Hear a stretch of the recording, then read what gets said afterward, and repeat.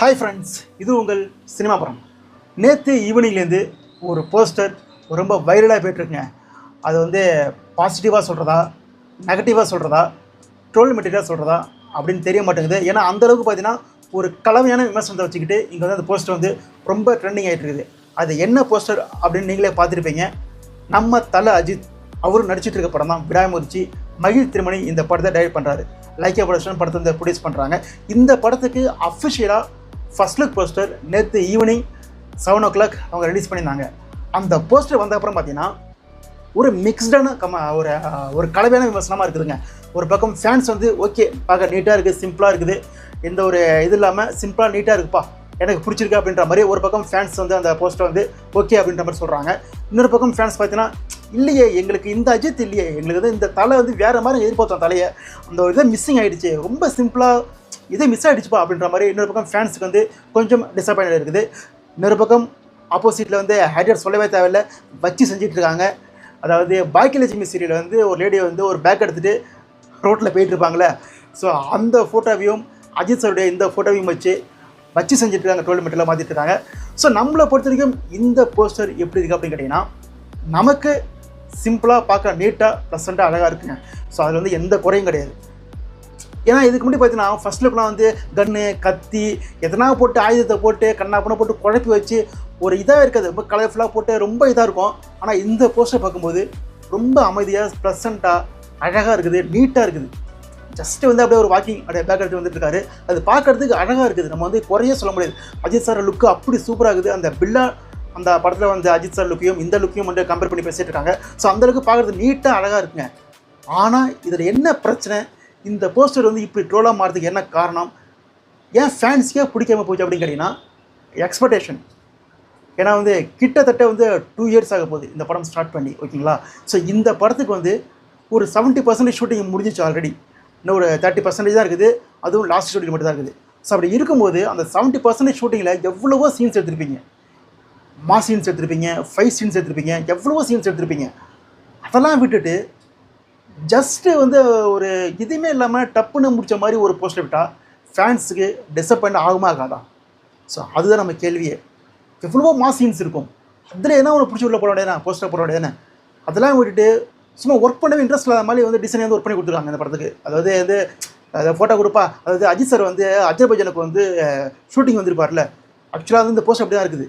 Ajith sir வந்து அஜர்பைஜானுக்கு வந்து shooting ஸ்பாட்டுக்கு வந்திருப்பார், பேக் எடுத்துகிட்டு அவர் துணி எடுத்து வந்திருப்பார். அப்போ வந்து கேமராமேன் வந்து அஜித் சார் ஃபோட்டோ எடுத்துருப்பானுங்க. அந்த ஃபோட்டோவை வந்து அனுப்பிடுவாங்க உங்களுக்கு டிசைனருக்கு, இதே பண்ணி கொடுங்க அப்படின்ற மாதிரி. அதிலே பண்ணி கொடுத்துட்டாரு. ஸோ அப்படியே நமக்கு ஃபீல் ஆகுது.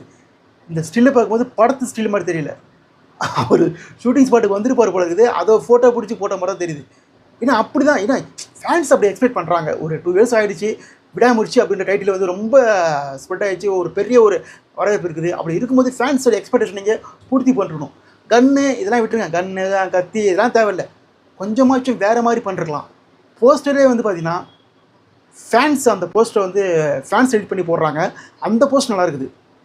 அதாவது அஜித் சார் அதே போஸ்டர் தான், அஜித் சார் நடந்தவர் அதே போஸ்டர் தான், அதே ஸ்டில் தான், அதை வந்து ஃபேன்ஸை எடிட் பண்ணி அதை வந்து போஸ்ட் பண்ணுறாங்க.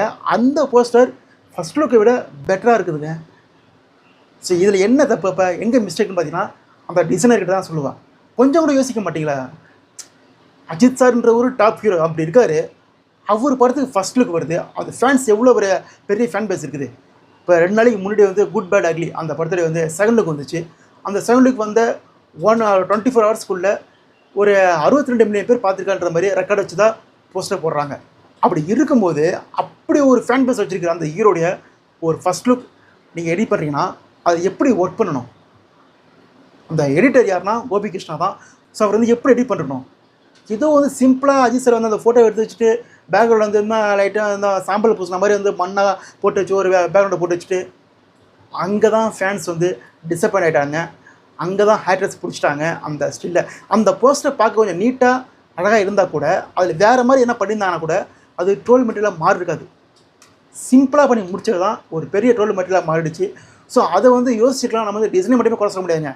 டிசைனர் பண்ணி கொடுத்ததுக்கப்புறம் கூட லைக்கா ப்ரொடக்ஷன் அதை வந்து போஸ்ட் பண்ணுறாங்கன்னா அப்போ அவங்களுக்கும் அது சாட்டிஸ்ஃபைடு. அஜித் சாரும் பார்த்துருப்பாரு, அஜித் சாருக்கு வந்து அனுப்ப மாதிரிலாம் இருக்க மாட்டாங்க. அஜித் சாருக்கு நிச்சயம் அனுப்பியிருப்பாங்க, சுரேஷ் சந்திரா பார்த்துருப்பாரு, எல்லாம் பார்த்துருப்பாங்க.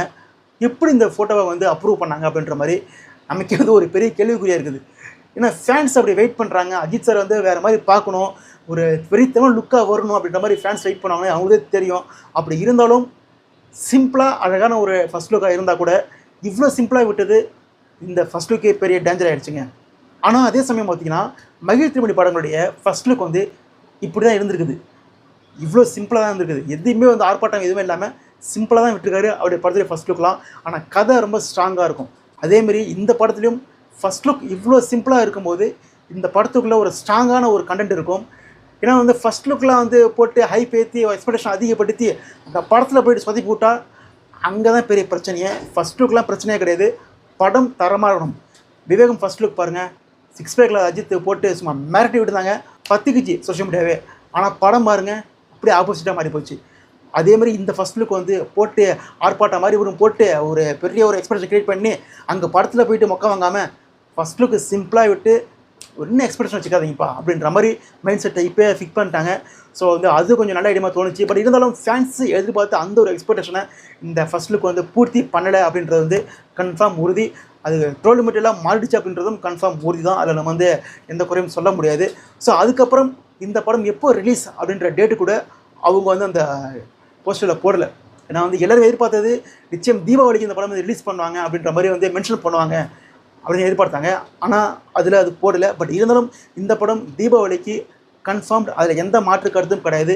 ஏன்னா லைக்கா ப்ரொடக்ஷனுடைய ஜிகே குமரன் வந்து நேற்று சொல்லியிருக்காரு, ஆகஸ்ட் மாதம் மிட் வரைக்கும் இந்த படத்துடைய ஷூட்டிங் போகுது, ஆகஸ்ட் முடிஞ்சதுக்கப்புறம் தான் நாங்கள் வந்து ரிலீஸ் டேட்டை அனௌன்ஸ் பண்ணுறதா இருக்கிறோம் அப்படின்ற மாதிரி சொல்கிறாங்க.